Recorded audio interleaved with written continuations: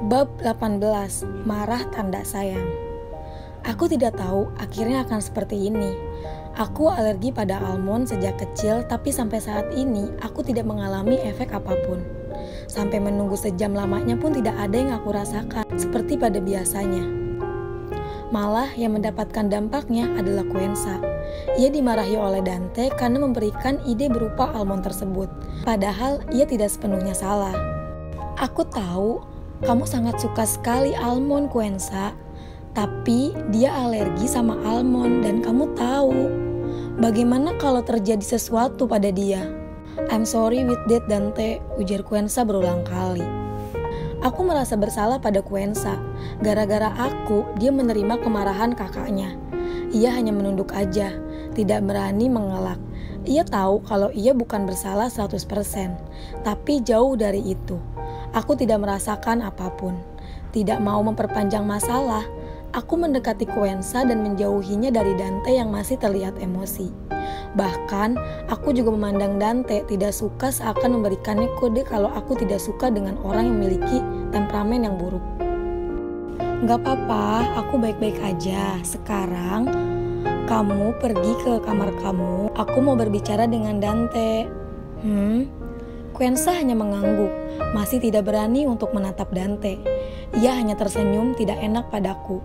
Bahkan hampir saja ia akan menangis. Ia pun nurut masuk ke dalam kamar. Saya akan berbicara sama kamu nanti, ujar Dante kepada Quensa. Sudah cukup, leraiku. Sejauh ini tidak ada reaksi apapun kan? Tanya Dante. Seketika aku menjadi kesal, mengingat cara dia memperlakukanku dengan Quensa yang begitu berbeda. Seharusnya ia bisa menjadi orang yang adil. Kalau memang dia marah pada Quensa, maka dia juga harus marah padaku. Karena pada hakikatnya kita berdua salah.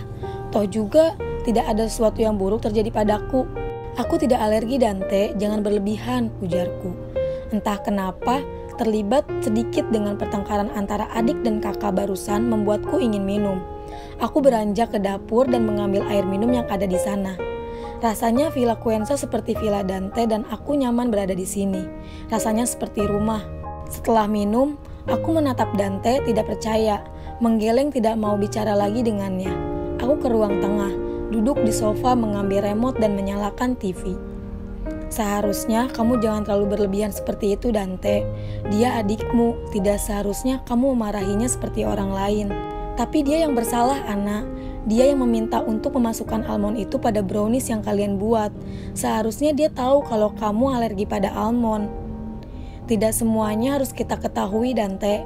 Oke, aku bisa terima kalau Quensa tahu aku alergi dengan almond. Tapi bagaimana jika reaksi tubuhku terhadap almond sudah berubah dan tidak ada alergi dengannya?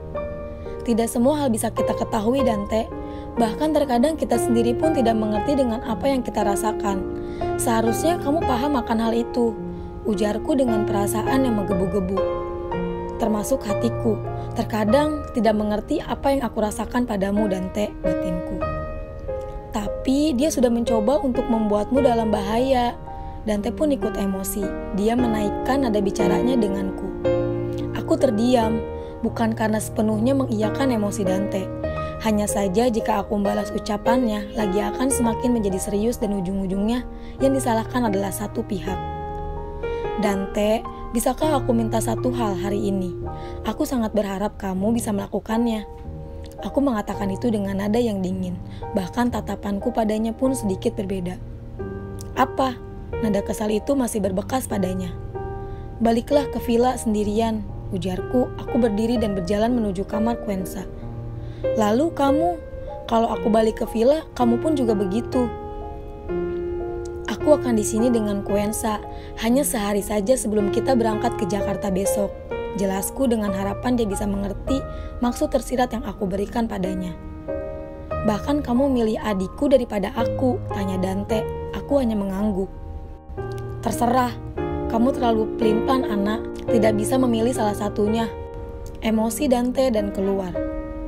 Aku memperhatikannya, bahkan aku sampai tidak sadar kalau sedang mengeluarkan air mata. Hanya saja, apa yang dia ucapkan 100% benar. Aku pelin-pelan, tidak bisa memilih jalan hidup yang aku jalani sendiri. Segalanya, kesalahan yang ada hanya Ana yang salah. Benar, Bahkan aku tidak bisa memilih jalan hidupku sendiri. Aku hanya punya ragaku yang sudah bertuan. Hatiku sudah kuberikan sepenuhnya padamu, Dante. Hanya saja hatiku terlalu sensitif, terluka sedikit saja aku akan kecewa. Quensa nangis seharian di kamar.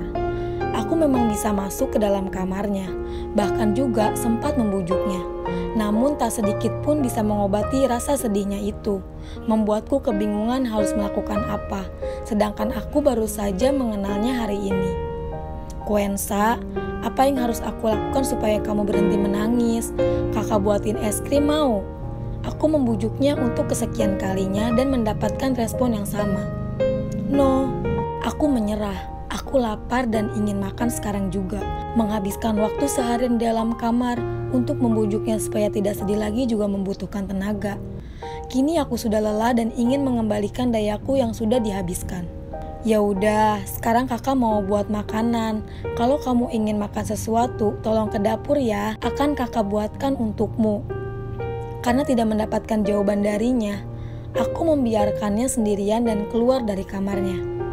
Oh, akhirnya aku bisa menghirup aroma kebebasan.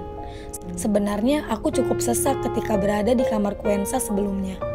Aroma kamarnya membuatku sangat tidak nyaman, aroma bunga lili. Betapa terkejutnya aku ketika mendapati sebuah jaket yang tersampir di sofa. Dengan hati-hati mendekati benda itu, dan yang aku dapatkan adalah Dante sedang tertidur di sana.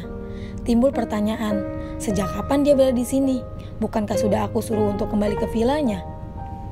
Tidak mau mengganggu tidur nyenyaknya, aku pun beranjak ke dapur sesuai dengan niatku sebelumnya. Karena bahan yang ada di villa Quensa terbilang lengkap, aku tidak perlu kesusahan untuk menentukan menu yang akan aku buat. Buat simpel aja karena sudah terlalu lapar, balado telur.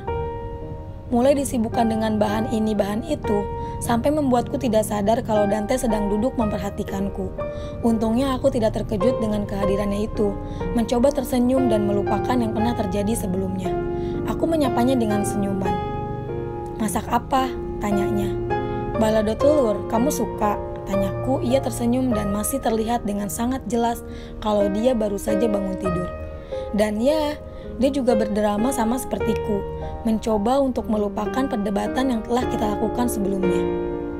Tidak lama, lauk jadi, nasi pun juga masak tepat waktu. Aku menyiapkannya di atas meja dapur dengan beberapa antek-anteknya.